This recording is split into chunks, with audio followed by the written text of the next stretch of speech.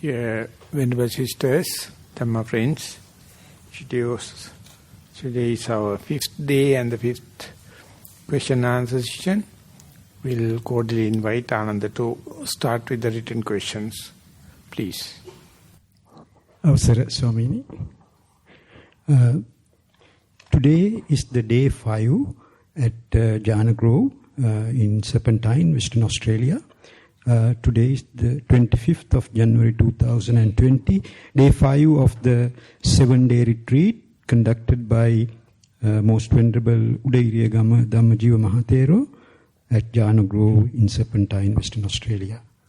So we have altogether 11 questions, 9 in English and 2 in Sinhala. So again, I have classified them under walking, sitting, some not neither walking nor sitting, but I will give the brief description at that time. There is one on from Mendicant, Venerable Ajita, but it is not exactly on any of the meditation type, but it is on, I think, today's talk, so I may read that, please. Dear Venerable Dhammajiva, in the talk today you mentioned about concentration being affected by various factors. The commentary mentioned 4 things affecting the body, if I am not mistaken: Chitta, Kamma, Uttu and Ahara. This is Ahara, I think. Ahara, yes. Yeah.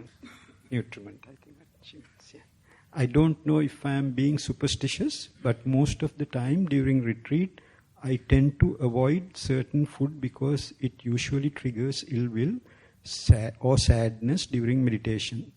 The same with certain kind of weather which will trigger again and trigger agitation and irritation to come up. Could you kindly please comment on that? Yeah, there are a lot of sets like that. One thing is about the faculties, the faith, energy, mindfulness, concentration and the wisdom. They are also growing, but in the imbalance in asymmetrical way, so we have to balance them. So other factors also in 37 factors of enlightenment, it says Kammaja, Chittaja, Uttaja, Aharaja, another set. And 4 limbs of striving, it says Chitta, Mimansa. So likewise different sets are given. So when you keep on practicing, you will come across theoretical, that kind of thing also. That means not a single factor, single variable, it's a lot of variables. So therefore, at a time we take one set, and likewise there are the 4 nutriments, not the 4 nutriments, Kammaja, Chittaja, Uttuja, Aharaja. It is not only for the concentration, it affects your whole life. And whatever the cross-section in your mind, for the given moment, is governed by 4 factors, basically, or mainly. Kammaja, Chittaja, Uttuja, Aharaja. Chittaja means your pattern of concentration and your mind state. It is not only not related only to the concentration. The 5 factors that I mentioned it is very critical at the access concentration. When it is about to, or when it is closing to the absorption, these factors are happening. So very first time, it's a heavy challenge to the beginner. But as and when you are practicing daily or in a sustainable way, you understand it. This is related to your spiritual life. If you are a person with monastic life, you have to understand, to maintain it, you have to take care about the Kammaja, Chittaja, Uttuja, Aharaja. Kammaja beyond your control, that is past karma. And Chittaja is your mental state.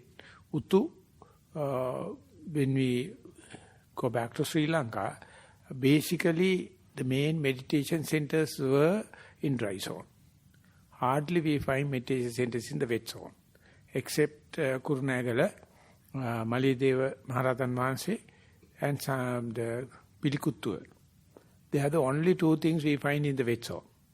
They are concerned about the not only the season, the area, the dry climate, warmer climate is better.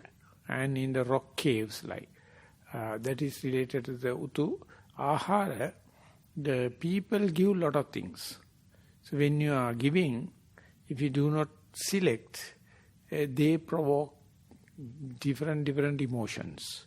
So you have to select it, but of course you must have the richness to select. Sometimes you won't get enough. Then whatever you get, you have to eat and this thing. And Matika Mata, and then story it says, the 60 monks, they won't get enlightened because they don't get proper food. So it's a very good Dhamma talk for the Dhanadayakas. So we can say, if you can give good food, I can get enlightened. So that is we call Dana Kekka. So we say that everything is depending on the Dana. So therefore next tomorrow, please bring enough proteins, enough carbohydrate. And so we have that kind of a manipulation. According to the person going to give the sermon, we give the Dana Katha. Dana Katha is basically on the food item.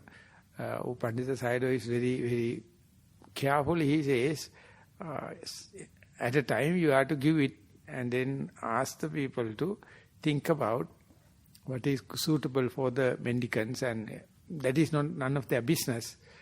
But you also have to select your own menu if you get a chance. Otherwise, that particular lady, Matika Mata, was very sharp to give the particular food, and therefore that story is very famous when we are giving sermon to the Dhanadayakas.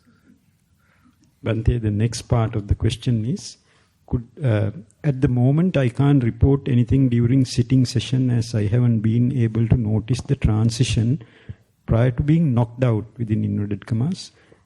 I only noticed that the most conducive session is between 9 to 10:30 am and 1:30 to 3 pm. My mind seems more alert. Also, if it is backed up by at least 30 minutes of walking meditation. It's no question. Thank you, Bhante, with metta and gratitude, Venerable Ajita. The only point to be appreciated is that being prepared to understand the knocking, knocking down kind of a event. The preparedness is the most important thing. Otherwise you will get frightened, or otherwise you will think it is beyond control. The preparedness make yourself ready for that situation, and the progress towards the known to unknown, progress toward the knowing of known to unknown is painfully slow. It's painfully slow because it is going against the mind. It is going against the current. So you have to keep on practicing. And some people give up. And I know some monks disrobed. Because in meditation all the time the knocking happens. So he can't make a reputation as a meditation master because that disturbs their reputation. But what to do? It is not your mistake, you are not intending to do it, and when it happens. But still you can be prepared and keep on doing. Don't give up. What was the name of that sister? Ajita. Jita means winning, conquering. Keep on. You are young enough. Dear Bhante, my posture is walking and my primary object is feeling on feet.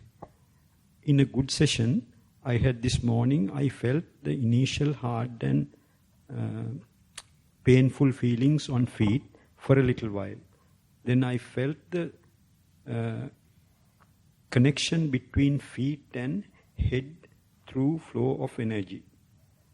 The hardness and irritable feeling shifted to head, and the soft and non-existent kind of feeling in feet. and a soft and non-existent kind of feeling in feet. For a while, these two places change back and forth. I must say the exact body limits cannot be felt, so the places are as roughly understood. Finally, it settled down to no hard, no too soft feeling at both head and feet, and also some comfort and little sparks here and there, little sparks here and there in the body. I believe what I feel on the head is what is felt by the surface below feet. In general, I prefer walking more than sitting, so would spend even more time in the future. I wish to know whether my feelings make sense and any other things I need to observe. Thank you, Bhante. No, when you try to give attention to the soul, and it's also changing on the heel, arch and toes, when you become very sharp and very adverting your attention to one particular point, and after a while, once you familiarize, you find there are other feelings in the other places also. You are very sharp in understanding the heel, the arch and the toes, left to the right. And there you find the head feeling, arms and kind of thing. And navigating your main object through other bodily sensations is a kind of a hobby if you take meditation as a fun. Otherwise they appear like a distraction. And there you find, you configure the body through here and there sensation. Otherwise, as far as your attention is on the heel, you don't know the other parts. Other parts occasionally give signals to tell, hey, I am also here. You are too much attentive to the soul, but you see my hair catching the wind, and they give, sometimes the ear. So everything happening, they wish to take your attention like all the other parts. Now your attention is basically to the soul. So when it is happening, you can figure it out. But when if you are so sharp, you can see, as far as you are mindful on the soul, the rest of the parts, whether available or not, immaterial. So Pandita Sayadaw used to say, when a cartoonist, we are using one or two lines, it animate as an animal or human, it is not giving the complete picture. The rest of the part we imagine. In a cartoon film, only critical lines are given, and balance we impose into that. So likewise our body also the same. So ultimately you are learning, we are always living, we are always partial. And rest is imaginary. And if whenever you comes to know that kind of our mind-made situation, you can go into bipolar. You can get frightened because sometimes body is not living, you can't remember what is happening. If you are listening, seeing is not happening. If you are listening, smelling, touching not happening. The day you comes to know, for a insight yogi, it's very fun. But if you are a bipolar disease, you frightened. You feel like it is ghost-like. Because whenever you attend to one side, the other parts are not fully existence. So to develop full-fledged ego, you must have all the other supports. So really, when you are observing one thing, you find other things become null and void. So egotistic idea, ego-centered idea need such a configuration, and that is what we maintain as myself, maintain as my history, maintain as my experience, but they are not consistent continuation. It is a fabrication. Here and there you fabricate. And the irony there is, it says that we see everything outside through the eye. But the eye cannot see the eye. So therefore you think you have eyes till you see a mirror. How do you know you have the eyes? Because eyes can see outside, but it can't see itself.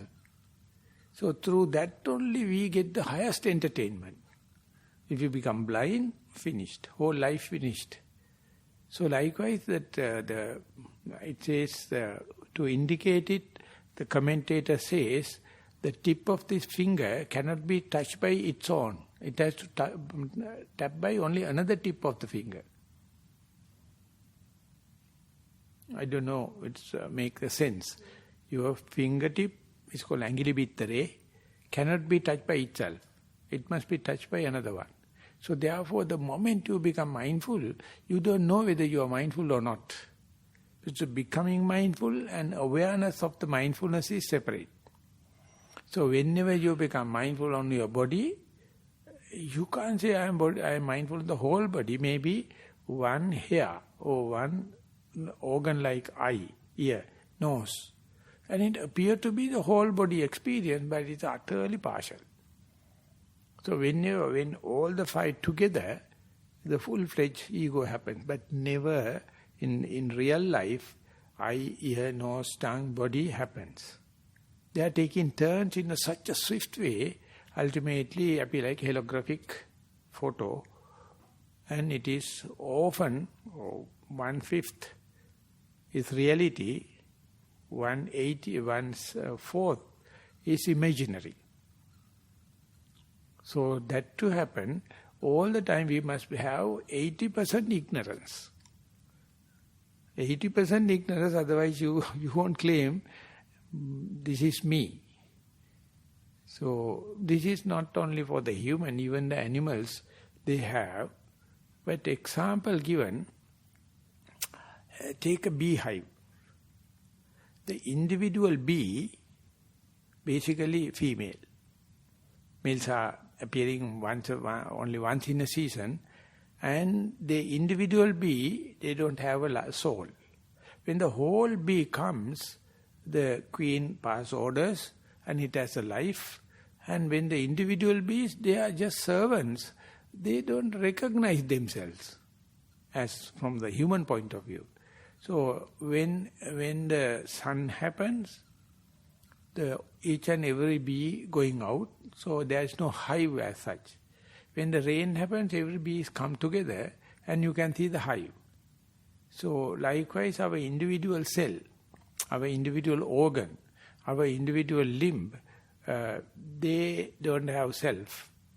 When everything happens, there's a kind of a full-fledged concept, the self come into being. In meditation, we are slowly releasing it. Eyes are closed, ears are, that we are going to the place where our least amount of sounds, and smell and taste, and your life continuum is basic with the mind focused to one involuntary action like breathing. So it is reduced to the bare minimum, it is called kaya sankhara. And when that is also ceases to exist, so you have to think about the shifting of the paradigm. And that is utterly spiritual, it is utterly religious we can say, but everyone is not fit enough. Everyone's mentality or psychology is not fit enough to take that kind of a paradigm shift. So by meditating is the shortest cut to become mad. Not that, many masters, they are in real trouble. Whenever you are recommending everyone to go and do meditate, they can completely lose the ground. Because they are so self-centered, so self-indulging, so sensuous pleasure becoming the most important, and whenever it is going to relieving and leaving and telling the consciousness beyond senses, hardly you can manage. So that is the point, you get the new life and you can reconfigure it. So one person, it is not a meditator, but he has written a poem, according to Vanaya, I have not written it, it's English. One day he sat on the garden chair and he found in a tree, a twig came out. And he was observing day by day how it is uncurled and leaves are happening, flowers are happening. Ultimately the green, the brown color becoming green and the full-fledged leaf happen. And it's dancing in the sunlight and making the carbohydrate and everything. And one day he saw it is starting to become brown, the leaf. So carefully he was observing. One day when the leaf was almost brown, and when it is leaving from the tree, he heard the sound, bye-bye. Mangil because it again fallen back and become a compost and again go to the tree. So that bye-bye is the Nibbana. The onward leaf do not know which direction it is falling. Go to the wind current, it's going. Till that we are planning. But the whole beauty is when everything is happening by its own. We are not happy. As far as we have any consciousness, any thinking, any knowledge, to the last drop, we never allow things to happen. The day you understand, everything happens completely better when you are not there.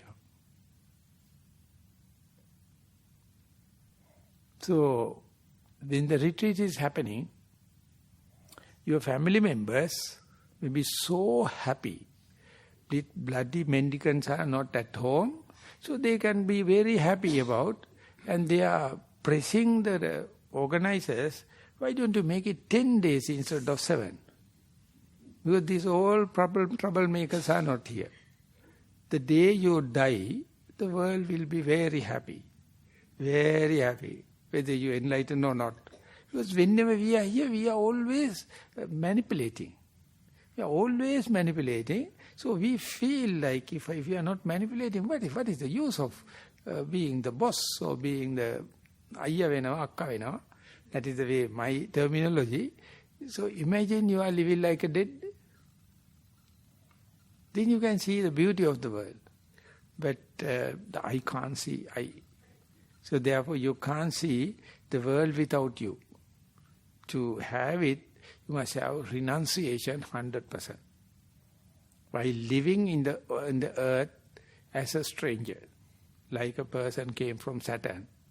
And then you can see you are a newly born baby, and meditation is the only way to disclaim, to unassume, or to deconstruct, or de-learn. So it's very hard.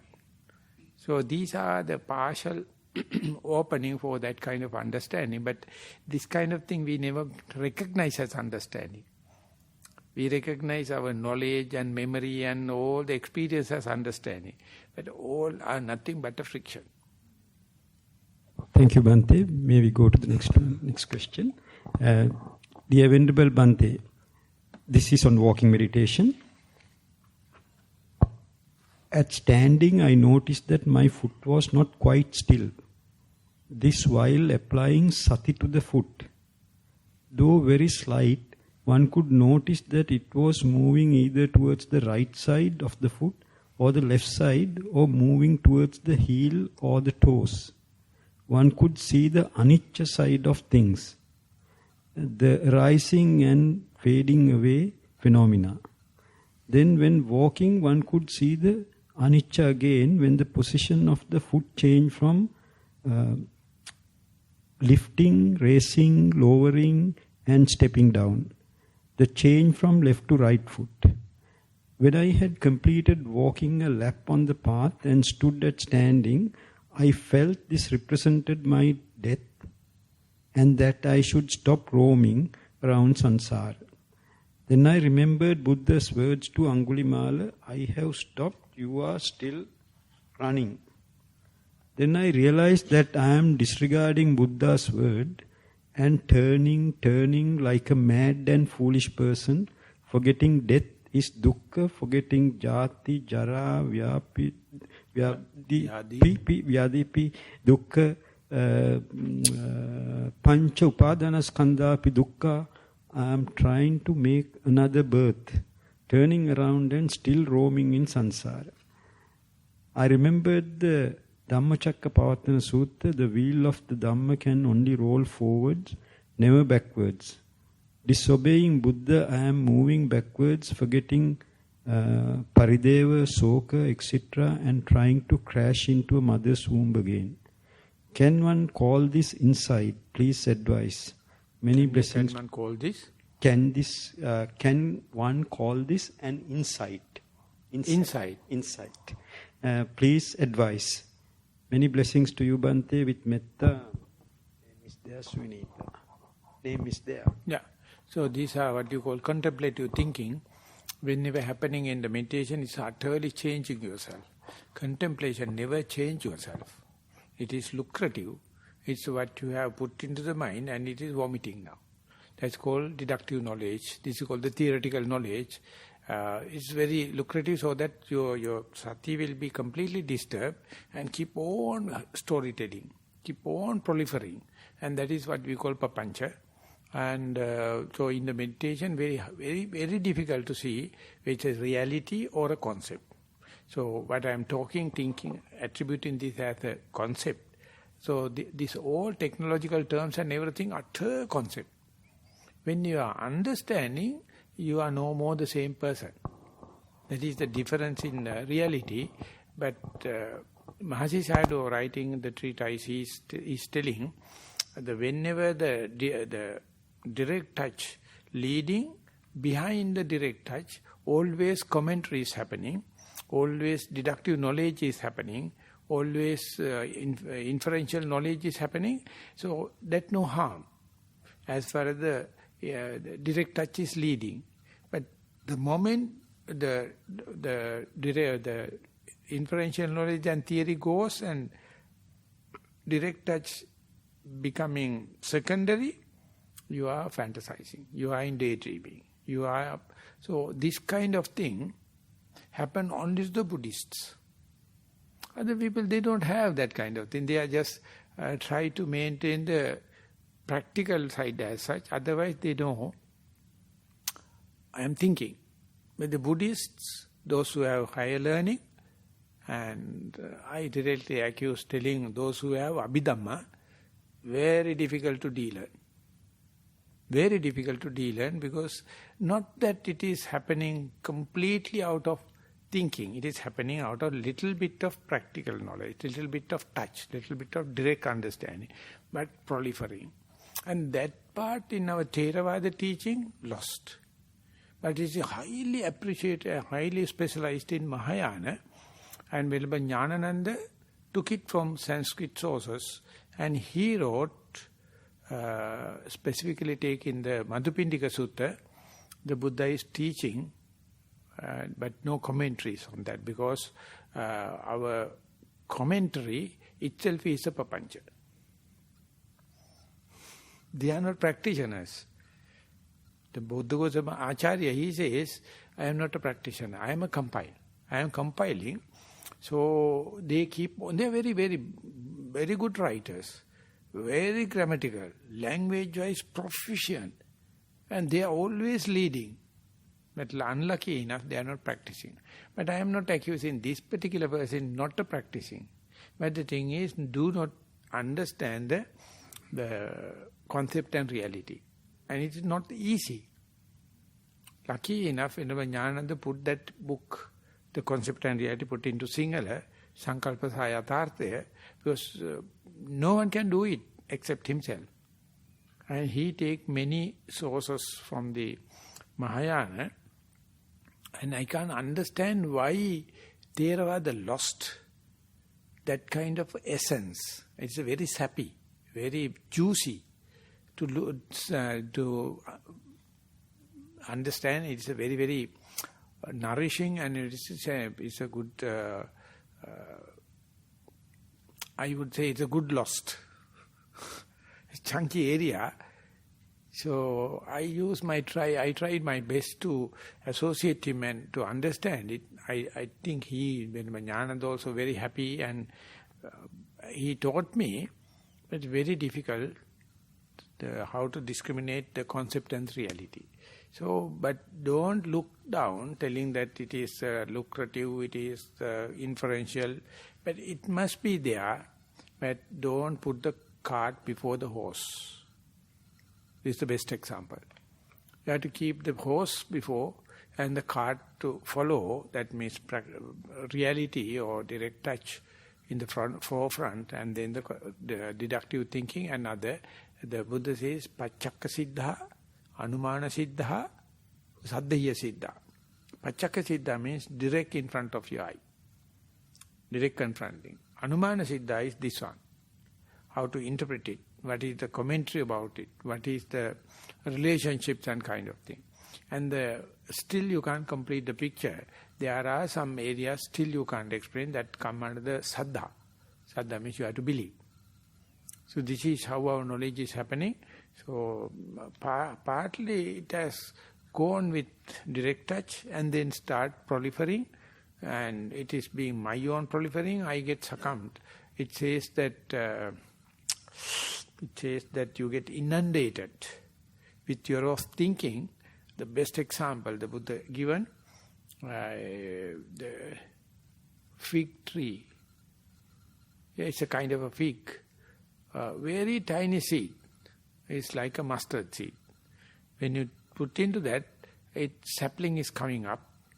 When the tree is growing, the aralubahina again, the roots are starting from the top to the bottom. There may be some air roots. Air roots here and there coming down now. The malua is it's a kind of a parasite, but when the tree is grown and it's branching out, the branches are making aerial roots. Ultimately, it's covering the main trunk. You can't separate it out whether it's coming from bottom to up or up to bottom. So main trunk is covered. So likewise, where you started is completely covered. You are inundated with kind of thing. Whole literature in the earth, in the world, is nothing but a papancha. No one is talking one's own experience. And if you get a research paper, you can see how many references you are given. And you take whatever you prefer out of the whole research paper, and out of that you make a story. And more than the original researcher, the other person is make money. It is called secondary data analysis. It's a pathogenic now. It is viral now. They are going to claim, I am the first discoverer, therefore I must have royalty. And the other person says, no, once you publish after 50 years, anyone can copy. So this kind of nonsense. And when the Buddha preached everything, the 56 books available, rights are not reserved. Any other book on the earth, it is right reserved. But this is the best series of the books. Not right reserved. I went many libraries, not a single library is having that book. They don't know. They don't know there's a phenomena called appearance of the Buddha. They don't know there's a phenomena called Dhamma or Sangha. Colossal, big libraries. They don't know.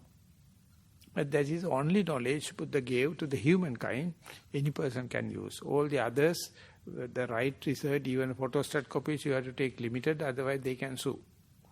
So this is the way knowledge, and because they are inferential, they are anumana jnana. But the direct touch is very solid. You can't change it. So we, yathabhuta jnana, today we talk, so we must understand what is the verifiable knowledge and what is the inferential knowledge. As far as you don't know, you have to ask. You have to again and again try. Don't give the inferential knowledge the first place, then you are in a daydreaming. You are in fantasizing. And by reading the interview reports, easily you can understand up to this much, it is practical, and here onward it is artificial. But still you have to keep the inferential knowledge in the due place, but don't put forward, don't put horse before the cart. Bhante, the next question. Dear Venerable Sir, my posture is sitting and the primary object is watching the breath, Anapanasati. The good session I had yesterday evening on Anapanasati, I believe was due to two reasons. One, preceded by a good session on walking meditation.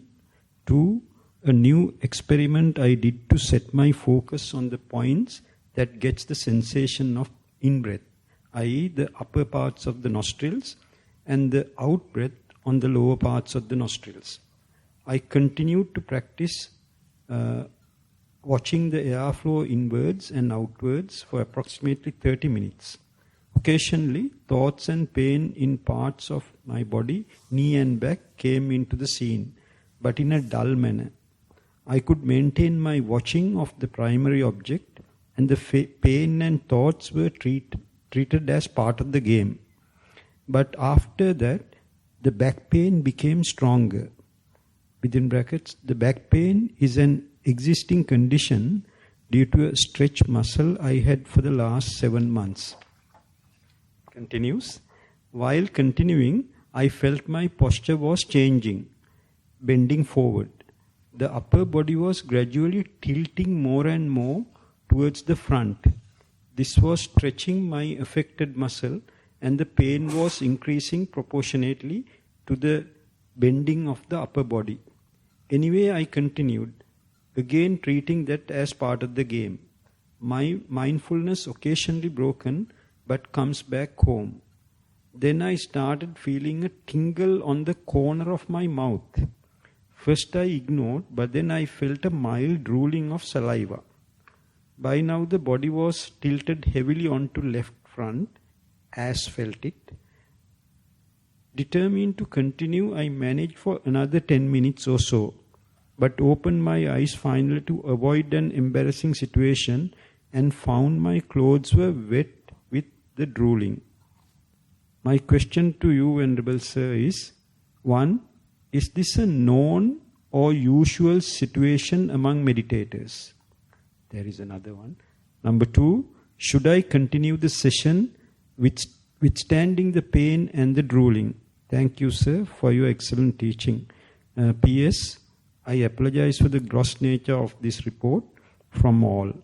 That's to the meditators. But it's just one of 9 taps left opened. Yeah, so the different people, they have, when they are meditating, there's a kind of a catharsis. Either you start prolific thinking, or one of the 9 doors going eruption. So, if you consider this as me, you suffer. If you consider this as the action of liquidity, Apo Dhatu, you can understand, Apo Dhatu works according to the low tide and high tide and gravity and kind of thing. So whenever you assume it, it's a disease. It's a regret. But at the time you are controlling it. But this is the way it is. They are working and flowing, and you understand they are working with the law of the nature. But we can't, the other person can't expect the same kind of thing, because our body is in a different configuration, chemical situation. So going through it, you develop kind of a personality, you develop kind of a immunity, and when you are in the deathbed, everything is flowing. Whatever the attendance you get, that is what it happens. So this is a kind of a rehearsing the death life. It happened to me also. I have seen so much of people. They are made up their mind and keep on practicing, and after a while it ceases to exist. It's increasing like the bell-shaped curve, and if you surpass the peak, and then you can see the cessation. So if you stop halfway, that means your catharsis is not finished, that means it is been suppressed. So we have so much of such suppressed underlying tendencies, suppressed directed dispositions. So meditation hall is a place, you let them happen. Let them happen, and they are one day, at the end, that healing, that the kind of cessation happens, you must be happy. Otherwise, we are carrying this kind of a backlog from life to life. Continue. Because we are not allowing them to happen. So in psychiatrists, I have very limited knowledge. It is called catharsis. Let them come out. So free association and counseling, let them come out. If it is a mental side, they call psychological wounds, suppressed wounds. They surface and let them happen. In Maha system, it says sometimes, example given, we have a broken arm or bones are broken and healed. And in meditation, sometimes you feel the pain as if it is broken. And it's already healed. So if you let it happen, the complete realignment of the bone can happen. You would have healed it with not proper alignment, and in the meditation they are redoing it. So there is a very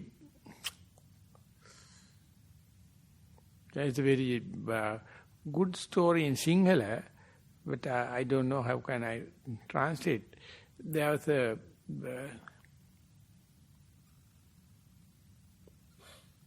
vegetable garden inside the forest and covered with a fence, and Attale, it is called Machang or something like that. I don't know how to say Attal. So there was a big scaffolding? Yeah, put a hut in the tree, and they are overnight guarding it, and the brother and sister, two brothers are going, and the younger brother is very bold, and the elder brother is very shy character. One day he was going and he fall asleep, and the devil came and felt the smell of meat in between his teeth. He has not brushed the teeth, and what the devil did was remove one by one the teeth and eat and everything, and refix. And when next day he go home, the elder brother saw he is just after a dentist, like neat, very nicely fixed teeth, and earlier it was not well organized. I said, what happened to you? I don't know. While I am sleeping, I felt someone coming and removing it and fixing it. I asked them to do it. Let him do, I don't care. Then the elder brother also have a very eaten beetle and a very nasty set of tooth. So he also go and sleep with so much of pieces of meat. And while the devil coming and halfway he got up. And the devil got very upset and plant teeth everywhere in the face. So next day when he go back, he has not given the chance for devil to finish the task. So Yakadattite Voge is a very famous story. So meditation is a kind of a treatment. If you can let it happen, at the beginning it is increasing like a bell-shaped curve, and after surpassing it is reducing. So Burmese people, they say, if you're patient enough, you get a complete treatment. If you halfway stop it, so don't find a mistake, don't find fault with the nature. Nature is a very kind mother. You have to let it happen. And after a while everything will be healing kind of, everything kind of catharsis kind of. Otherwise we are carrying so much of a backlog. That is what you call asaya, anusaya, jnana. Asaya, anusaya, our tendencies, our directed dispositions, they come out only once the transgressional and obsessional kind of defilements finished. Then only meditation can look into this third kind of one. When it is happening, if you disturb the first and the second kind, all disturb, yakadattite voge, so that you have to face. So let that happen, no problem. And if you have any doubt, please read while the Buddha to be practicing the ardent practice, Duskara Kriya, you can't read it. You can't, it is very difficult to put into civilized words. The kind of difficulties he has gone through. The kings to be appear like a beggar's beggar. And the kind of difficulties, and still he is writing. Tell him, you have nothing to do. I have gone through such extremes. You won't believe. So these are compared to that, not so tough. Thank you, Bhante. The next one, I assume that it is sitting. It's probably sitting. I have read about present moment awareness and silent present moment awareness, but I am not sure if I am practicing them correctly. My interpretation of these preliminaries has been to sit down, eyes closed, and acknowledge thoughts like a host at a party, just waiting for the next guest. I can see the analogy being interpreted to mean always acknowledging a thought. Part of me knows this must not be the way, but it would still feel good to get a validation. Thank you, Bhante. We'll get to? Get a validation, confirmation that he is correct. So this is, to be on the safe side, you must look into a matter rather than immaterial. The thought comes under the immaterial thing. So I will put it this way.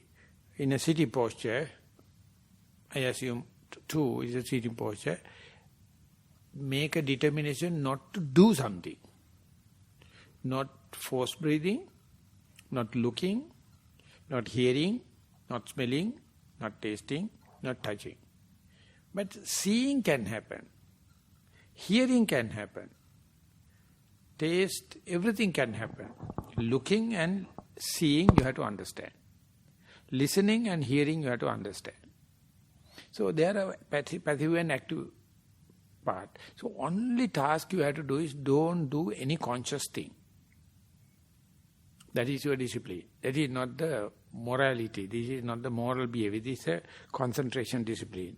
And you give everything to happen and you focus your attention or mindfulness.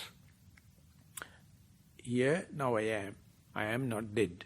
I am not sleeping. I am not unconscious. And see what are the clues. What are the symptoms to say I am not dead.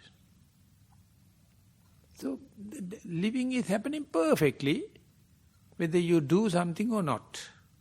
I would say living is much, much, much healthy when you stop your own volitional activity.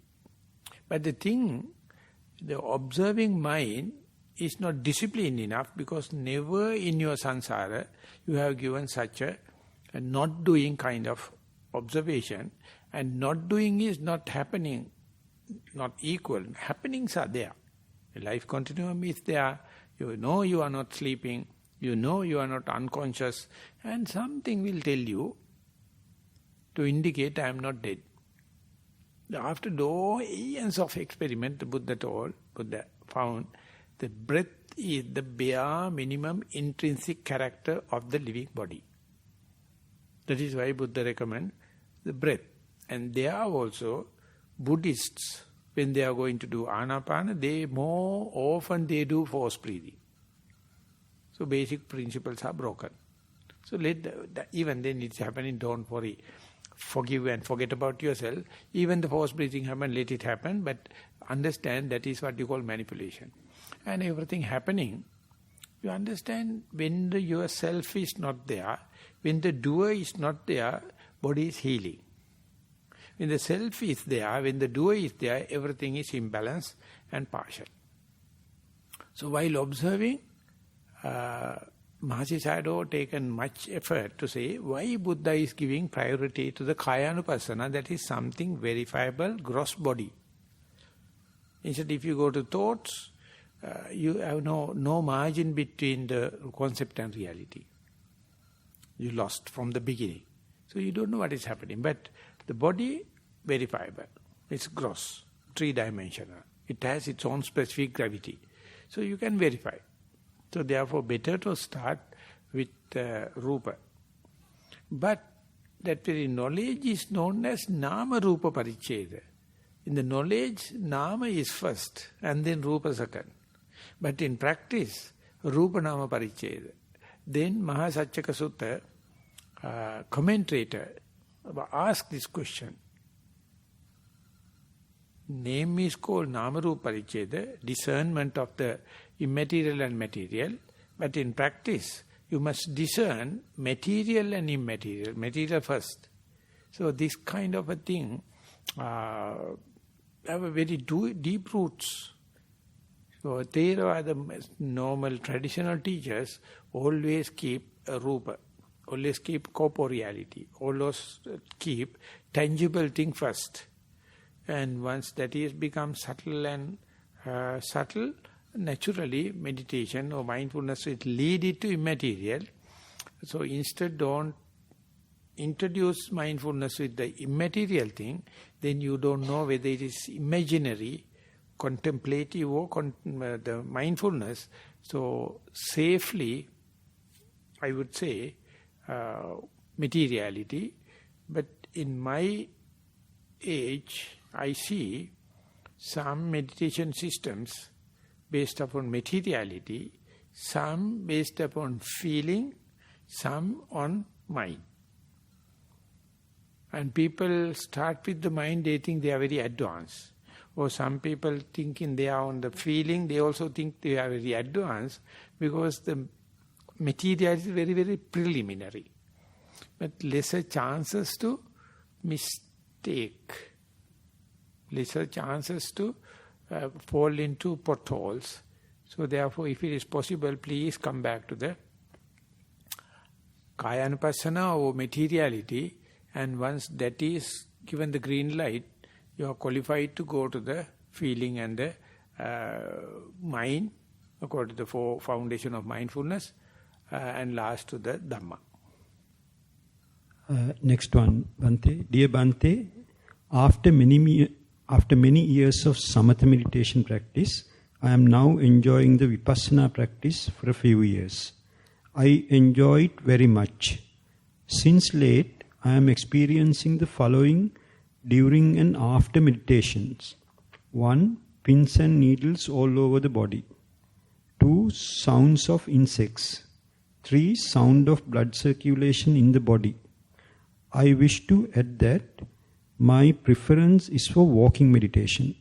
Can you please clarify if this experience is as a result of the vipassana practice? Thank you, Bhante. They are always there. You don't see because you don't look at. There's such a simple statement in Burma.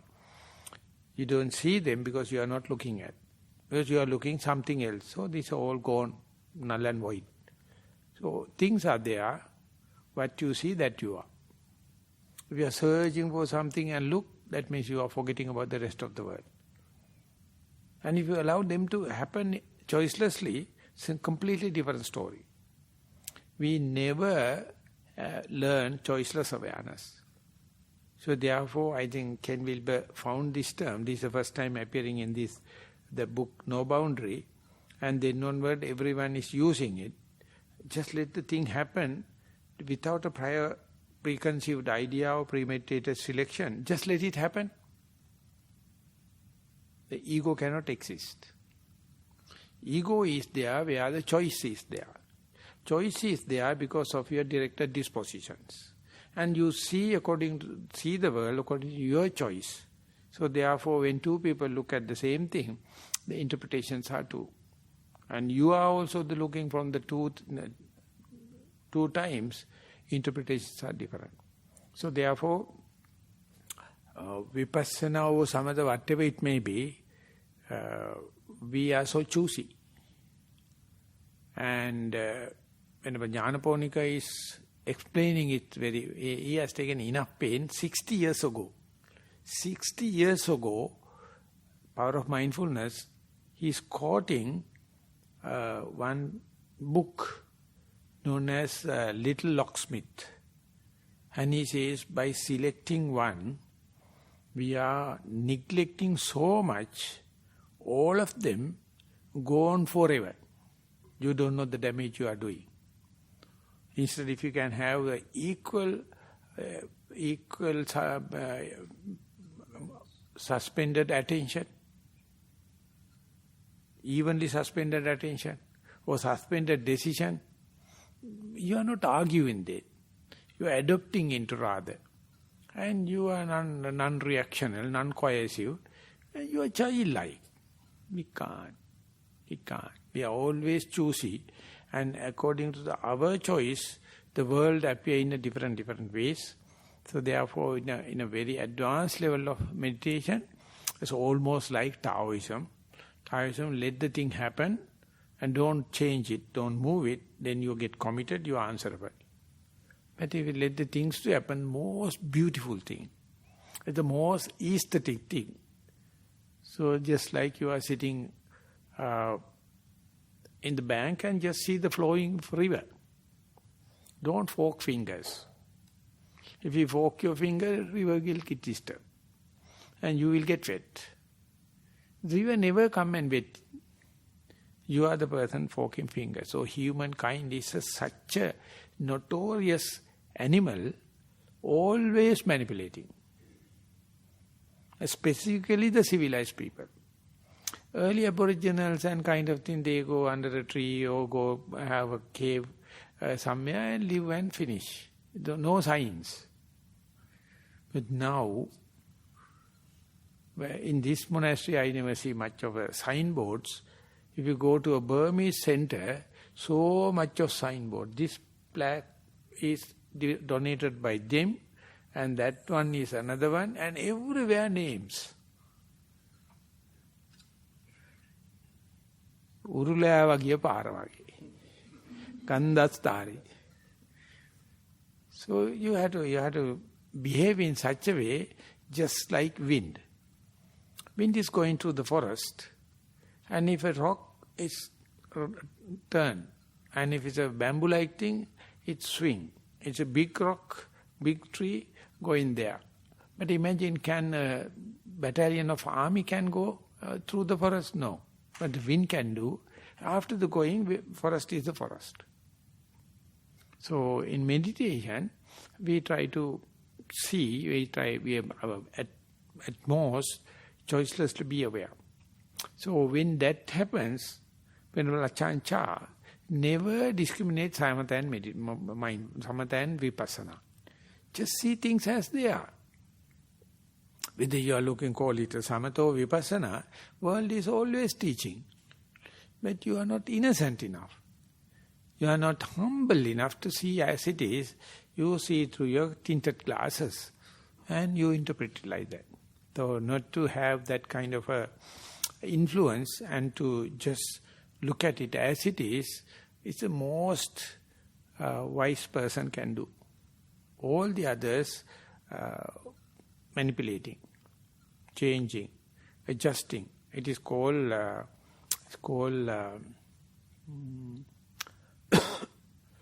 Vesa nirupane gana kyanama?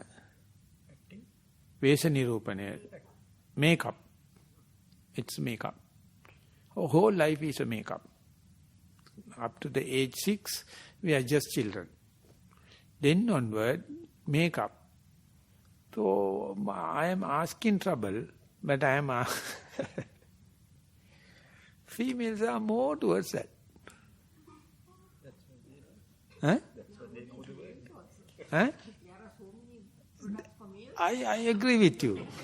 I agree with you. When you go to the Sky Mall, in the magazines, earlier the advertisement and everything for the female. The males, I feel awful, I feel ashamed. I can see girls are dancing, they are meant for dancing, but the boys are dancing. What an ugly thing, what an ugly thing. So I don't know what happened. So makeup, and sorry I am mentioning it, it says if you need curves and everything in the body, He says, please give us 4 lakhs of rupees, I can make you up. Any shape. And they says, before and after operation, so much of beauty. How much it is carcinogenic. How much it is an artificial thing. And they are in the highest civilized plane in making up. Look at the Buddha, 32 special features make a superhuman. And 89 other features, superhuman, no cosmetics. And Asandimitra. And when their arms are bent, you can see the link. It's so nice. But it is no cosmetic. This is they are good karmic forces. So today, everything is just make-up. So, very difficult to make it out with the male or female. The way it is happening, very difficult. So, I am telling unwanted thing, I am sorry, in this midnight almost like. So one day, I explained my teacher, he was very old, there are now lesbian marriages. What is this? Then he told, do they also get children? And gay marriages. He can't believe. He can't imagine. And he innocently asks, do they also get children? So what a world. So therefore understanding things as they are is such a simple thing, but we are always crooked. So therefore meditation, when you keep on practicing, I would say, even I withdraw meditation, I would say be mindful. Don't worry about samatha vipassana. Always progressing. By putting a label, you are how do you call, infesting, or putting germs. Label is such a nasty thing. Just let things happen. Mindfulness is mindfulness, choiceless to be aware. Be mindful as much as possible. You are utterly progressing. Not that always you need this jargon, the theoretical jargon, and not that jargon is always destructive. You can master it. But the thing is the innocence, in the mindfulness, the best you can see in children. Best you can see in children. Thank you, Bande. Next one is on walking and sitting both. Dear Bante Dhammajiva, thank you for great explanations. Posture, sitting meditation and walking meditation. After a good session of walking meditation, when I sit down to watch rising and falling, mostly what I would observe would be the bodily sensation, pushing, pulling, contracting, numbness in some parts. Sometimes tingling feeling and vibrations, flow of blood, etc., etc. At least I feel one or two things at a time, I guess. At a session. Sometimes when I am attending other daily duties, also I feel these. My concern is all these feelings are dull and boring to overcome the monotonous. I tend to dull and boring.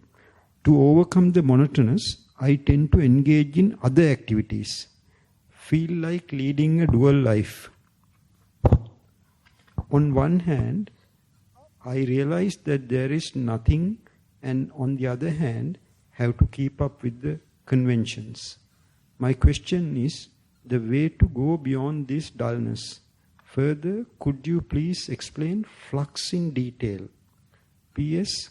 I lead an ethical life and try to keep higher precepts as far as possible. Thank you very much with much metta. So the effort is revealing two aspects. One thing is, it is not so easy, it is not so difficult one to come to the middle no defilements, and no friction, comfort zone, but only thing is boring. And the right round, titillations, liking and disliking, waiting. So our mind, at times, try to be mindful and be peaceful, calm, etan santang, etan panitang, yaddang upekha, and you know this is the middle. But it is boring, so therefore immediately run into the other part that is called with likings and disliking. So now this particular person has two options. One thing is center is neutral. What you select with your effort, knowingly or unknowingly, is always with likings and disliking. So whenever these things happen, as far as your mind is in the middle part and in the neutral, no defilements, no new defilements, no less chances for the old defilements to come and manifest. But our mind, which is the one already doing mindfulness, and whenever you come up to a certain level, it jump into without prior notice. The lucky part or the good side of it is, even though it is going out, again you can come back to neutral area. The neutral area is called Asokang, Virajang, Khemang, Etang, Mangala Muttamang. The neutral area, no suffering, no regret. Virajang, no defilements. Khemang, that's the oasis. But you have to understand, mind is happy with suffering, happy with varietal entertainment, happy with likings and disliking. Which one is me? One part is earning something neutral, but the other part is jumping without any prior notice and go there. So imagine you develop and you do it 101,001 time, whether it is in the neutral or it is going to the liking and disliking, both of them, main thing is not to worry. You see, there is a reciprocal, there is a cause and effect relationship, they are jumping from defilement to non-defilement, non-defilement to defilement. If you claim this is as me, you have to suffer lost. Understand, this is the mind. The moment you let it happen without judge, without premeditated ideas, so without claiming, or instead you disclaim it, this is not me, this is not mine, this is not myself. Naturally jumping. But equally, it is coming back to the neutral position. And coming back to the neutral position also an endowment. It's also not something you do. Early meditators, they think they do it, but ultimately you will understand it's going there and coming back. So the beautiful part or hilarious part or trigger is if you can mark the way back home from the defiled state to non-defiled state, most beautiful writing on the earth. Mind was in the liking and disliking. I came to know I am in the liking and disliking. Soon I come to know mind come back to no liking and no disliking, like no pain, no pleasure situation. But the thing is, it's boring. But still, mind is coming. Not like it is jump into the hilarious and ups and downs and dramatic part. Thing is there. So we are born with both. Our multi-billion companies are pulling us to go to the dramatic part, with the liking and disliking, but even then, mind has its own innocent part, it can come back. So therefore, now only we know, within this small skull, two idiots are living together. Fast thinking and slow thinking. Slow thinking is the one appreciating the middle path. The fast thinking is brutal, it is reptilian, it's an undeveloped, uncivilized man, and it's pulling you outside. When the Buddha says, don't worry darling, never mind, don't claim this as yourself, but see the way back home. And the day you find it, you find mind is no more titillated by jumping from the neutral to liking and disliking, that is what we call the maturity. That's why we call the personality. That's why we call the immunity or resistance power. Right round, so much of things are there, titillating, liking and disliking, never mind. You know, I am on the safe land, and even if you go there, only task is telling the mind, you are now in trouble. And don't pull it by ears or anything, it come back. So that is a birthright. That's a birthright. It is nothing to gain by meditation. Only by meditation and mindfulness you gave opportunity to see there is no second person pulling you from the undefiled form to defiled form. It is not omnipotent, omnipresent God. It is from not a black magic. It is not uncontrollable and unanswerable situation. It is not your will. You are so innocent. Let that thing happen. Then you find we all are the same. Whether you are meditated and achieved, or whether you are not meditated, or whether you are meditated and unachieved, opportunity and the potential is wise, we are all the same. We can't say you are inferior and I am superior. Sorry, I am sitting on the superior seat, never mind. So that is how the Buddha got everything into the same plate, same plane, and told, if you wish, you have your own chance, but don't say that you are being defiled by someone else. That means you are happy to be a slave. But you have opportunity. Please keep this openness. Please keep it this opportunity. So much so you are improving. So much so you are advancing. But you don't feel it. It's happening very slowly. But writing like this and sharing with it a big group is a biggest civilization. Biggest thing we are doing as a Dhamma group. The flux is the system approach, and individual pixel or individual particle is the reductionist approach. Early part it says, sometimes I feel one object, sometimes I feel lot of objects meanwhile. The flux is all the objects are working, your attention is equally distributed, evenly, suspended, evenly suspended, so you see everything just like a beehive, just like a boiling pot, just like a boiling milk pot, everything happening, so you see everything.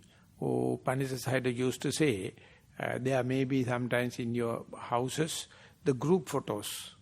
So you can look at the group photo, or you can look at the particular person, that is your relative. You can look at that particular person, or you can see the group photo. Group photo we call the flux. And that particular, your relative is there, that is why you are hanging that photo in at your house, and you can look at that also. We have that selective looking and overall looking. Overall is the one we are calling system approach and the flux. The next one, Bhante, is not directly meditation, but I suppose there is an indirect correlation. Dear Bhante, can you say something about the importance of the last thought before passing away? In brackets, death. Thank you. So if you can let me know what is your last thought before the in-breath disappearance?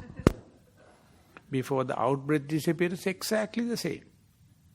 Because this is a temporary death. That is called conventional death.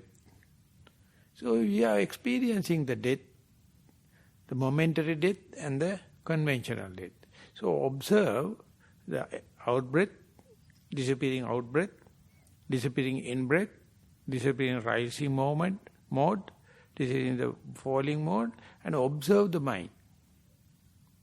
Not the object itself, not the observed object, but the observing mind. Both are the same. So you can understand what will be. So otherwise you are thinking about the death, but you are not living. But this is very living thing. It's very dynamic thing. This is very vigilant thing. Each and everything is passing away. When thing is passing away, what is your thought? So it is what happened. at the end. So that is what we call Nirodha. That's why we call the sister Nirodha. Nirodha is you are observing while everything is disappearing, dwindling off, wearing it off, tearing it off. That mind is so shocked. Not we are getting shocked by looking at Nirodha. I mean, sister, she is fairly pleasant in looking, but that name is mere bankruptcy. Nirodha is disappearing. Sorry. To the person who wrote this question, if there is time, we will take it up. It's nothing to do with meditation or anything, but it's related. If there is time, we'll take it up. Otherwise, we'll go to tomorrow. And because the reason is the Sinhala questions are relating to meditation, so we are going on to Sinhala questions now. Gauravaniya Swamin Wahanse, Pariyanka Bhavanaava. සක්මනින් පසු පරියංකේහි වාඩි වී මම දැන් මෙතන පහසුවෙන් ඉදිරියට සිතා කයට සිත යොමු කරන්නෙමි. ඉන්පසු හුස්ම රැල්ල දැනේ. ටික වේලාවකින් හුස්ම රැල්ල තුනී වී නොදැනී යයි. ඉන්පසු කයට සිත යොමු කිරීමේදී අත් දෙකේ උණුසුමක් ඇඟ වදින තැන්වල ඇති තද ගතියත් කෙළවල වැగిරෙන ගතියත් හුස්ම දෙසත් බලා සිටියේදී කය නොදැනීම ගොස් උණුසුම් චංචල තද ගති පමණක් මතුවේ. මේ දෙස බලා සිටින විට නොදැනීම සිතුවිලි නැති සැහැල්ලු නිින්ද ගිය ස්වභාවයක් දැනේ. නුමුත් නිදි නැති බව දනිමි. වටේ ඇති ශබ්ද ඇසේ. හුස්ම රැල්ල වරින් වර දැනේ. ගරු ස්වාමින් වහන්සේ වැරදි ඇතොත් පහදා දී භාවනාව ඉදිරියට ගෙන යාමට උපදෙස් දෙන මෙන් කරුණාවෙන් ඉල්ලා සිටිමි. ඔබ වහන්සේට මිනින් චතුරාර්ය සත්‍ය අවබෝධ වේවා. So sitting or walking? This is Pariyanka Bhavanaava, sitting. I think sitting, meaning sitting. Please read the first two sentences. That Sakmanin pasu pariyanke. Sakmanin pasu. That is what. So when the sitting meditation often it happens, not that it is not happening in walking. In walking also same thing can happen. So this is the gross object, middle object and the subtle object. When the middle to the subtlety happens, it called rupa change into rupa sanya. The materiality, corporeality become corporeality sign or perception. So when it happens, it is like a half dream. So it is a transitional area and it is in between.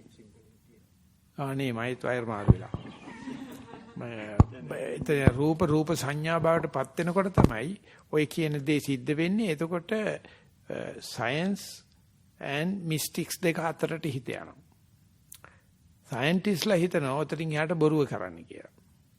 නමුත් ඕන කෙනෙක් දන්න ඔය අපි අල්ලන අත ගන්න හැම දෙයක්ම අන්තිමට මිස්ටික් එකකින් ඉවර වෙන්නේ.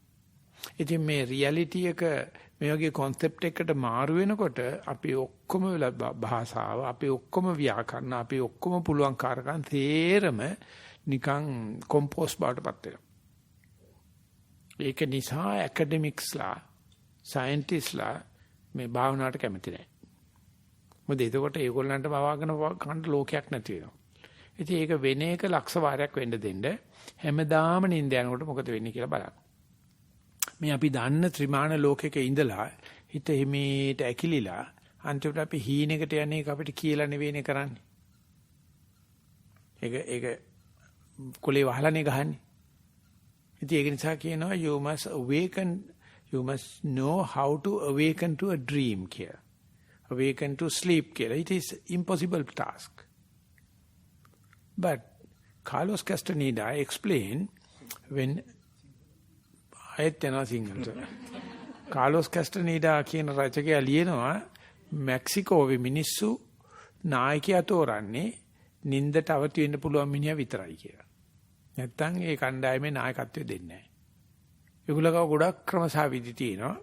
මම දැන් දන්න තැන ඉඳලා ඇස් දෙක අරගෙන ඉන්න තැනලා නින්දට ගියාට පස්සේ දැන් මම ඉන්නේ නින්ද කියලා කියන්න පුළුවන් තරම්. ඉතින් ඔක්කොම ඒ වගේ තිබුණ මේ ඒ වගේ තියෙන හැකියාව සේරම මැරුවා. මේ විද්‍යාඥයෝ ඔක්කොම මේ විසාඩ්ස්ලා කියලා පිටි ගහලා මරලා ලේ පිටින් කැපුවා. ඒ මොකද එහෙම වෙන්න බෑ. විද්‍යාවට එක වෙන්නත් බෑ, දෙයනාසයට එක වෙන්නත් බෑ. ඉතින් වාසනාවට අප්‍රිකාවේ සමහර කොන් වල ඉතුරුණා, ආසියා කරේ ටිකක් ඉතුරුණා. දන්න තැනින්ල නොදන්න තැනට යනකොට අපි අපිටම සතුරෙක් වෙනවා.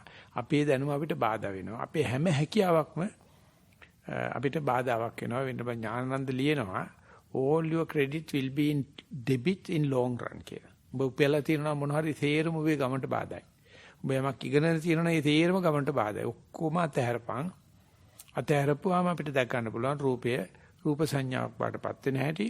ඊට පස්සේ තමයි රූප සංඥා බාටපත් උනාට තමයි මනෝපුබ්බංගම ධම්මා මනෝසෙට්ටා මනෝමයා මනසාචේ පසන්නේන බාසතිවා කරෝතිවා. එහෙම නැත්නම් මනෝපුබ්බංගම ධම්මා මනෝසෙට්ටා මනෝමයා මනසාචේ පදුට්ඨේන බාසතිවා කරෝතිවා. ඒ පේන රූප සංඥාව දිහා බලලා සතුටු වෙනවනම් මේ ජීවිතේම නිවන් දකිනවා. ඒ රූප සංඥා දැකලා කලබල වෙලා මේ බුදුන් මේ මොකද උනේ කියනවනම් ඉතින් පදුට්ට මනසක් ඇති කරගෙන දුක ඇති කර ගන්නවා. ඉතින් ඒක තමයි ධම්මපදයේ ආරම්භක ගාථා දෙක. ඉතින් ඒ නිසා මේක ලක්ෂ වාරයක් කරනවා කියලා කියන්නේ ප්‍රසන්න මනසක් ඇති කරගන්න උත්සාහ කරනවා. දැනට ප්‍රසන්න මනස නැතුව ඇති. ප්‍රසන්න මනස ආවට පස්සේ අපිට තේරෙන පටන් අර ගන්නවා දෙයක් වියකී යනකොට ඉරට හඳට නොකියා හොර රහතේ කාලය වියකෙනවා. නෙත්ත දහන්නට බැරි ලෙස රූපේ කෙමෙන් මැකී යනවා. මගේම ගීයක් නැලවිලි ස්වරෙන් ඈතින් මතු වෙනවා. මේ බොහොම ශෝක ගීත. ඒ මොකද අපිට ඕන කරලා තියෙන මේක හෙල්ලෙන්නේ නැති නිශ්චල චංචල දීපොළ එන අපේම කියලා කීර්තිනාම අපේම කියලා වන්තකබල් ගාණ්ඩයි. ඉතින් ඕකයි ඔය නිවනයි පොඩ්ඩක් උරස් දෙනවා. ඒකයි බුදුරජාණන්සේ මාලිගාවෙන් බහලා ගිහිල්ලා ඇටේරියා කොල්ල ටිකක් උඩ බුදියාගෙන මේ බණ කිව්වේ. ඉතින් මේක ලබන්න අමාරු නෑ. උන්ටට මතක තියාගන්න ඔතෙන් යන්න ඕනේ මුස්ලිම් මිනිසෙකුට පුළුවන්. ඕනේ කතෝලික කෙනෙකුට පුළුවන්. ඕනේ පොඩි ළමයෙකුට පුළුවන්. හැබැයි ලොකු බෞද්ධයන්ට නම් අමාරුයි. මන් දන්නේ ඇයි කියලා. මොකද මේකට නෙවෙයි ලෑස්තිලා යන්නේ. ඒගොල්ලන්ට ඕනේ මේ භාවනා කරලා තවත් ඔටුන්නක් දාගන්න. තවත් මල් මාලයක් දාගන්න. තවත් හැකියාවක් ලබා ගන්න. අනුන්ගේ හිත කියවන්න. අයියෝ මේ තියෙන හිතේ කුණු හරප මදිවට මේ අනුන්ගේ හිතක් කියවන්න ගන්නවා නම් මොන කුණු හරපද මේ? මේ මගේ හිත මට කරන සෙල්ලම් ටිකයි ඒකේ තියෙන කුණු හරපේ බලනකොට අනේ නොදකින් ආනන්දගේ හිත කියලා මට හිතෙනවා. Go to the next one. Yeah. අවසරයි ගරු ස්වාමින් වහන්සේ මේ පැහැදිලි කර ගැනීමට අවශ්‍ය නිසා ලියමි. ඔබ වහන්සේ ඊයේ හා අද ඉංග්‍රීසි භාෂාවෙන් කළ දේශනා වලින් ගොජය යථාභූත ඥානය හා අවකාශ ධාතුව සමාන අර්ථයකින් මා වටහා ගනි. මෙය නිවැරදි වැටහීමක්ද? කරුණාකර පැහැදිලි කර දෙන්න. ඔබ වහන්සේට නිදුක් නිරෝගී සුවය පතමි. රූප ලෝකයේ ගොජේ කියලා ගන්න තියෙන අවකාශ ධාතුව. රූප වේදනා සංඥා සංකාර විඥාන කියන පහේම ගොජේ ඊට බ්‍රෝඩ් මීනින් එකක් තියෙනවා. ඉතින් අපි අර අවස්ථාවේ හැටියට මේ වචන දාගෙන ගොජේ කියන එක ඇත්තටම අපි හොයාගත්ත වචනයකට සන්තතිය කියලා කියන්නේ. බුදුරජාණන් පාවිච්චි කරලා තියෙන සන්තතිය තමයි භෞතික ලෝකයත් ආධ්‍යාත්මික ලෝකයත් අතරමැද සීසෝ එක වගේ තියෙන්නේ. ඉතින් සන්තතියදී තමයි අපිට ප්‍රවේශමෙන් එහා පැත්තට දාගන්න ඕනේ ගැඹුරු ආධ්‍යාත්මයට. ඉතින් එතෙන්දි ගොජේ අනිවාර්යෙන් පහු කරන්න වෙනවා. ඉතින් යන්න බැරි තරම් කම්මැලි එක. යන්න බැරි තරම් එපා වෙන සුළුයි ඒක. යන්න තරම් බය කරනවා අපි ඒක. යන්න බැරි තරම් පාළු ගතියක් ඇති කරනවා. රහෙන් තල්ලු කරෝ වගේ වෙනවා. කලේ හෙලකින් ඇදෙන වැටෙනවා වගේ වෙනවා. බිල්ල කඩා වැටෙනවා. වක්කාර ජනක වෙනවා. බය ඇති කරනවා. ඉතින් සද්ධාව තිබුණ නැත්නම් සීල තිබුණ නැත්නම් කවදාකවත් යන්න බෑ. ඉතින් මං කියනවා සද්ධාව සීලට අමතරව සතියක් තියෙන්න ඕනේ. ඒතර මේක හරහා ගියා නම් මරණයට යනවා කියන එක පොඩි රිහර්සල් එකක් මෙතන තියෙන්නේ. ඉතින් මේකට බයයි කියලා මම උත්සාහවත් කරන්නේ. ඉතින් මරණයේදී හරියට දඟලනවා. මේක ගිය කෙනා හැබැයි වෙලාවෙම මෙරි උපදින කෙනෙක් වගේ යා ඒක තේරුම් අර ගන්නවා මේ අලියක්කට නිකන් ඉන්දියාප්පයක් තිබ්බට ප්‍රශ්නයක්ද මේ කිතුල් ගස් පිටින් කන අලියට. කිතුල් පිනිදියක් පැතිබ්බට ඌට ගානක් නැහැ. අලියකට ඉන්දියක් පැතිබ්බ වගේ බර ගාලල්ලා ඒකත් ඒ තරම තමයි. මොකද හැමදාම මේකනේ කන්නේ. වෙන උපකරණ උදාහරණ තියෙනවා. ඉතින් හොඳ නැහැ මේ ඉංග්‍රීසි සමාජයේ වුණා කියන්න මම යනවා ඒක නිසා. Now we are only left with that question. We might go to that. Yeah. Dear Bhante, according to the teachings, is there any evidence to say that the devas have influence on humans? If not, why do we give merits to devas? Thank you. So there are, therefore, when the Buddha is explaining dreams, Devatupa Sanghara means in a dream sometimes devas come and let you know what is going to happen. Or your immediate habituation also can happen. Or your changes of your Patavi Apo Tejo Vayu can happen. And likewise there are 4 kinds of dreams explained rather in a commentarial way. But Devatanussati, the Buddha says that those who have done past merits, reborn in the celestial sphere, and by remembering them, we understand we can be in the human world as beastly or as celestial or human. So, precepts or sila is the decisive factor. If you are unconcerned about the sila and just from morning to evening, if you are in the sense pleasure, it's almost like papanchabi rato mago. When you are always daydreaming, fantasizing, it is like a mago, mrugaya. That means beastly or reptilian. And vanasiu pavan, vani minisun mede, දෙවි දේවතාවුන් වැනි මිනිසුන් නැත. තව තියෙනනේ කැලි වගේ එකේ. ඒ දේවතාවුන් දිව්‍යාංගනාවුන් මනුලෝ තලයේ වාසනාවන්. එනිසා මේ තුනම ඉන්නවා. ඉතින් අපිට දෙවියන් බවට යන්න ඕන නම් දෙවියන්ට පොඩ්ඩක් සැලුට් එකක් ගහගෙන ඉතින් මේ පැත්තට පොඩ්ඩක් සපෝට් එකක් කරන්න එපායි. One is in English. This question was so if you wish to be celestial, give little merits, so you are appreciating them. So human plane is all the 3. The reptilians, human, and some celestial kind of a superhuman beings also there. But if you cannot be a superhuman while a human, you can't see them. You all see as equal. The day you go beyond the moral restraint, and you can see that the world is consists of everything, and I am also born with all the 3 possibilities, but if there are no Dhamma, no Buddha, no Sangha, we are naturally reptilian or beastly. It appears like little brutal telling like that, but the Buddha himself says, if you are daydreaming, if you do not know how to keep the mind in the present moment, you are happy with beasts, happy with reptilians. But if you know, keep the mind in the present moment and appreciate those who have already gone, the higher celestial beings and the Aryan beings, you also magnetize to that side. Thank you, Bhante. That is the end of all the written questions, English and Sinhala. Because we have finished on time, we might give about 2 or 3 minutes for any oral questions. Yeah. If there are any questions and... urgent oral question. 2 hands went up. Bhante, in today's talk you spoke about when we are meditating, we go from one sphere to from the material to the non-material, you said, and you feel it. That's what you said. That feeling, is it like as if you are dropping slowly? Is that the feeling, or is that a different feeling? Very difficult to attribute to one feeling. Different people indicate in different languages, statements. So when the matter gone into matter gone into the perception, rupa sanya, you explain in many ways. Very difficult to give a technical writing. So you have to just listen and see, guess.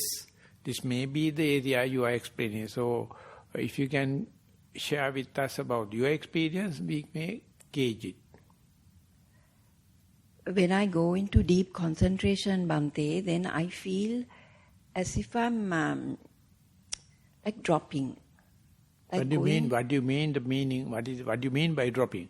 They're going in a slow motion, like when you're going in a lift, like it's a very slow motion like that. So I used to feel that for many years ago, so I put it down to deep concentration. But when today you are talking about that feeling, I just wondered whether that was the feeling that Maybe, but there is no pattern there.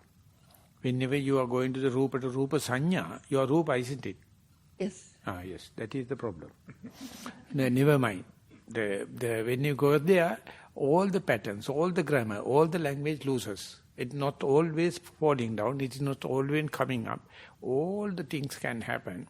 So in that given cross-section, you may explain this as no boundaries and light and lightness and vastness and many, many ways. So therefore keep the mind open, don't condition your mind, don't give a premeditated idea, this must be like that, because there's no such a technical relationship. But many people explain in many ways like writing a poem. Thank you. Venerable Sir, thank you for giving me the opportunity. And I'm quite in awe and so much grateful for the profound teaching, because I've also realized we are rearranging the deck chairs on the Titanic, whether we are lay people or monastics, and it has made a great difference, all the teaching. But my question is really, when I watch the soft mind flow, from time to time there is an explosion and then there are sparks flying and then the whole mind flow continues. Is there any way of, should I just let it happen? Is there any message or is there any understanding to be derived out of it? Yeah, that is that if you take the in-breath and out-breath, they appear like a bell-shaped curves. Mm-hmm. Sometimes pains appear, also bell-shaped curves. Mm-hmm. Also perception appear. He's a good man, he's a bad man, he's auspicious and unauspicious. That's also appear like a bell-shaped curve. And you feel like manipulating it, you feel like adjusting it, and that's also appear just same curves. So different times mind take different paths. Sometimes take in the materialistic path, sometimes the hedonic path, sometimes take the perception path, sometimes take it as volitional path. So you have to, you can't master everything, but whatever happening, you just let it happen without judging, without preconceived ideas. In between two events, in between two phenomena, in between two experiences, there's a kind of going up and again going down, up and down. That is the natural way of the worldly phenomena. Mm-hmm. So you have to understand the peaks are countable, peaks are sensible, peaks are the matter we usually work with. But there's equal ebbs. They are beyond capacity, beyond perceivability. But you can guess them, you can deduce them, you can, inferentially you can say, you can see the tip of the iceberg, but there should have kind of a submarine particle. So they are happening through inferential. They are happening through deductive knowledges. The tip of the iceberg you can perceive, you can verify. The verifiable thing you see as the sparks. Mm-hmm. And the rest you sense more. You're sensing it more. Mm. Yeah, there are some gaps. Mm-hmm. But don't think they are not something, but there are dark matters. There are some dark energies that is the scientists are now confronted with. But you can't measure it by gadgets. You can't measure it by senses. But this is, whenever you are a beginner, you find lot of sparks. But when you more and more practice, sparks cannot accountable even 2% of the phenomena. 98% darkness. 98% sunya, tucha, rita. It's nothing. But whatever the sparking thing, we taken for granted. But it is happening in pitch darkness. So whenever you open to the darkness, you are opening to the subconscious. Whatever the sparks we call the conscious mind.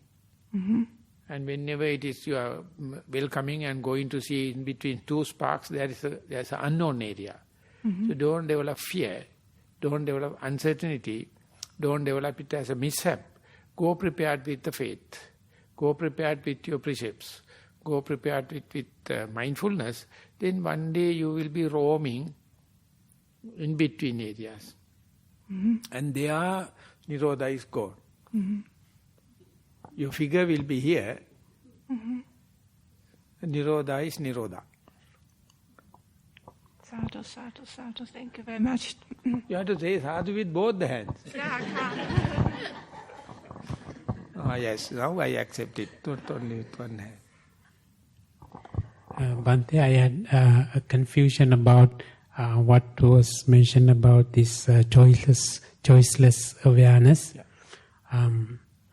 Whether in a meditation session, should it happen from the beginning, or should it happen only when there is sufficient level of samadhi that, as mentioned in the Dhamma talk, to the level of like getting to the end of the materials? The meaning of choiceless awareness is evolving. For example, when you are selecting one choice, breath, you are be with the breath, so it's a choice. Okay? And what is happening, when it is there, sounds are happening, thoughts are happening, pains are happening, they are happening peripheral, but that is your main object, that is not the chief guest. All the things are happening, so you have to maintain choiceless awareness to the secondary periphery and keep it. And now what happens with the breath disappears. Only the secondary things are happening. Their choiceless awareness is much more meaningful. Earlier you used choiceless awareness to maximize your primary object. When the my primary object disappears, there is no other way, only the choiceless awareness. Otherwise you get lost, you feel like cornered, you feel like alienated, you feel like... So that choiceless awareness you train with one single object. That is a pointed object. And you keep on. And when it is happening, for example, while you are breathing, and nicely happening, and you see Buddha, or you see some shit, that is, both of them are the same. You have no special meaning for the Buddha. You have no special meaning for shit. Because both of them are secondary things. You keep everything in the periphery. You are not selecting. But imagine when the breath completely disappeared, whatever appearing is a distraction. Sansara gamane tanna asa klesha mara sena nana ruduve samava maga auranne. ඉතින් බුදුහාමර දෙකම අපේ කට්ටිය සන්තෝෂ වෙනවා සාදු කියන. රුවන්වැලි සෑයදගෙන ඒත් කක්කම තමයි. ඒත් කක්කම තමයි. ඉතින් අපි මුස්ලිම් මිනිස්සු කරනකොට නබි නායකතුමා දැක්කොත් අපි කියන ඒක හරිනේ. බුදුහාමර දැක්කම හොඳයි කියලා. Taman හිතාිනක ඔවත් පේනවා. අන්නේ වෙලාවේදී ඒක පොතක මං කියුවා උඹ යන ගමනේ බුදුන් දැක්කොත් පයින් දමලා යනපා. මොකද අපි බුදුහාමුදුරු පිරිනොම් පළෝ ඉන්නේ බොරු කාරයෙක් නේ. නිවන පතන්නවත් එපයි කියා. මොකද පැතුවට හම්බ වෙන්නේ නැහැ ඒක. බොයිදියා choiceless බලන්න හිටපුවා. ඒකට ගමනක් තියෙනවා. අපි ඒකට partial නෑ, අපි premeditated නෑ බලන්න ඉන්නවා. එතකොට කියත හැකි කට ඇරලා කට හොදලා ඇස් දෙක තිබුණාට පොට්ටෙක් වගේ හිටපන්. දිට්ඨි මත්තම් භවිෂති. කන් දෙකෙන්ට ඇහුණට බීරෙක් වගේ හිටපන්. මොලේ තිබුණට මැට්ටෙක් වගේ හිටපන්. අතපය පණ තිබුණට මලමිනියක් වගේ හිටපන්. ඉතින් ඒක අපිට අමාරුනේ කෙනෙකුට කියන්නේ. හැබැයි මට කරත හැකිනේ. ඔබ එහෙම හිටපන් කියලා මෙයාට කිව්වොත් මෙයාගේ නෝනා ඉන්නවනම් නෝනා තරහ වෙනවා මයිත් එක්ක. මැට්ටෙක් වගේ හිටපන් කියනොත් ඉතින් කවුද අප්පා කැමති වෙන්නේ? නමුත් මට පුළුවන් නේ තෝ කොහොමද මැට්ටනේ. තෝ ඕම හිටපිය. අන්න ඒ නිසා මේ අනුන්ට බයිලා කියන එකක් නෙවෙයි මේ කියන්නේ. Taman දැනගන්න ඕනේ මේ වෙලාවේදී අපේ හිත නානා දේවල් මවලා මැරිච්ච අම්මා මවලා පෙන්නනවා බුදුහාමර මවලා පෙන්නනවා තරහකාරය මවලා පෙන්නනවා අර simplicity එක කඩනවා. අර honest innocence කඩනවා. mindfulness එකට ඉන්න බෑ. ඔය colored situation choiceless awareness එක ඇත්තටම west එකකින් අපි අහුලගත් එකක්. ඒකට තමයි ඔය evenly suspended attention කියලා කියන්නේ. ඒකට තමයි suspended decision කියලා කියන්නේ. ඒකට තමයි non reaction කියලා කියන්නේ. ඒකට තමයි non coercive කියලා කියන්නේ. අපන්නක ප්‍රතිපදා කියලා කියන්නේ. අවිරුද්ධ ප්‍රතිපදා කියලා කියන්නේ. තව ඕනනම් සාමීච ප්‍රතිපන්න කියන්නේ ඕකයි. අරණ ප්‍රතිපදා කියන්නේ ඕකයි. ඔය කිසිම දෙයක් එක ගැටෙන්න එපා. ගැටුනොත් උඹ සිලෙක්ට් කරලා. ඒ නිසා එන දෙයට එන්න ඇරලා මේ අහ කියන්නේ රෙද්දාසේ දාගන්න නැතුව සිංහලෙන්ම කියනවනම් ඔය එන්නේ යන්න නම් මොකද උඹ හිටපන් පොට්ටෙක් වගේ හිටපන් බීරෙක් වගේ හිටපන් බැරිම නම් මලමිනියක් වගේ හිටපන් කියලා අපි පුදුම සරෙන්ඩර් කරන්න ඕනේ. දෙපොළ ජීව මීනින් එකක් තියෙනවා. මේ නමුත් පහු වෙනකොට තමයි ඇත්තටම අර ෆස්ට් මීනින් එකකින් අපි ඉමුනිටි එක හදලා දෙන්නේ. මොන දේ ඇවිල්ලා මේ බහුරූකෝලම් පෑවට ගණන් ගන්න එපා. කිසිම මීනින් එකක් නැහැ. වගේ තියෙන්නේ මයින්ඩ්ෆුල්නස් එක ගන්න එක විතරයි. yes. ඒ වැඩි යන්න හදන්නේ වැඩි ටිකක් මම මේ ප්‍රශ්නයකට වැඩිය මේ ස්වාමීන් වහන්සේ මේ මගේ අත්දැකීමක් කියන්න අද දවසේ මම සක්මන් භාවනාව කරද්දී ඇත්තටම මම සාමාන්‍ය පැය භාගයක් විනාඩි 45ක් වගේ විතර යද්දී අදට වැඩිපුර කෙරුණ එක අවස්ථාවක ඒ වෙලාවේ ශරීරයේ මට දැනුණා ප්‍රබෝධ ගතියක්.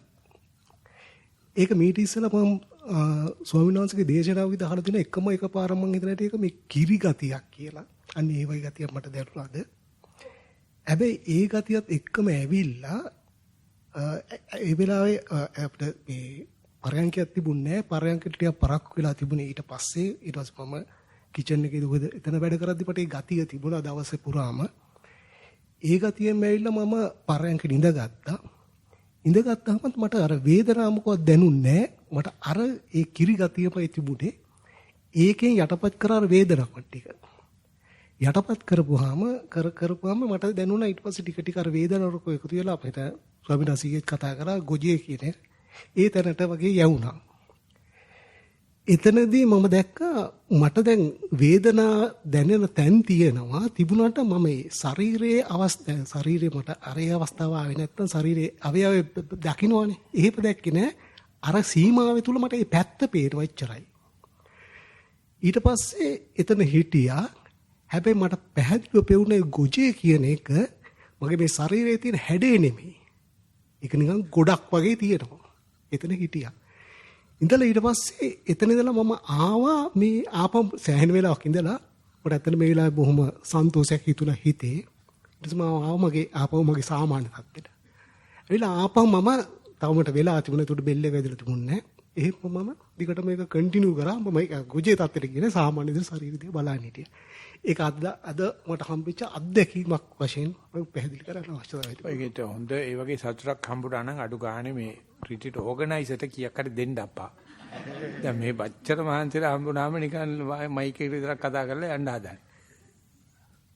දැන් ඉන්සෙන්ටිව් එකක් මං කියන්නේ. ඒකට යාගෙන් මටත් ගාණක් එනවා. නැද්ද රමණි? ඔච්චර එකේ හම්බෙච්ච එකේ මේ මොකක් හරි හම්බෙච්ච වෙලාව.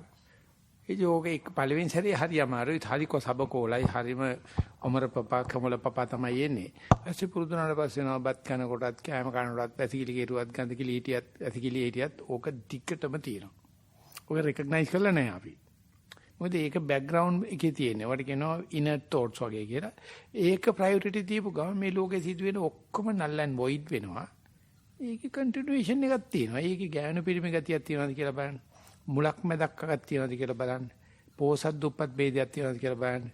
උගත් නුගත් ભેදයක් තියෙනවද? අඩු ගානේ බෞද්ධ ભેදයක් තියෙනවද කියලා. අපි කොහොමද කියන්නේ ඕක මේ බෞද්ධයන් විතරයි තියෙන්නේ කියලා. ඉතින් ඒකෙන්නේ අපි මේ සෙක්ටරිසම් හදාගෙන ඌට වැඩිය මම දිනුනේ. ඕකේ මොනවත් නැහැ. ඔය ඔක්කොම එකයි ඔතෙන් ගියාම. ඒ නිසා මම මේ ඉන්ටර්ෆේස් පොඩි මේ ගෲප් ඩිස්කෂන් එකක් වගේ තිබ්බ නිදහස් මන්දිරේ ඔක්කොම එන්නම කියලා. ඊට පස්සේ මම ඔතෙන්ට යනකම් නිකන් ගයිඩඩ් මෙඩිටේෂන් එකක් දීලා කිව්වා. උඹට උඹේ ශාස්ත්‍රුන් වහන්සේ දකින්න ඕන නම් ඔතෙන්ට ඵලයන් ඔතන තමයි ශාස්ත්‍රුන් වහන්සේ ඉන්නේ. උඹට දෙයයන් ආන්ති හම්බ වෙනවා. කතෝලික මිනිස්සුෙකුට නම් හින්දු මිනිස්සුෙකුට නම් බ්‍රහ්මයා හම්බ වෙනවා. මුස්ලිම් මිනිස්සුෙකුට නම් නබි නායකතුමා හම්බ වෙනවා. බුදුහාමසොත් ඉන්නේ ඔතන. ඉතින් අපි එතෙන්ට යනවා වෙනුවට බුදුහාමර අපේ ගෙදර ෆොටෝ ගහගෙන ඉඳලා හරියන්නේ නැහැ නේ. උතින් ඕන කෙනෙකුට යන්න පුළුවන්. උඹ ඕනේ නමක් දාපන්. හැබැයි ඔක රිෆයින් කරනකොට අමුතු කතාවක්.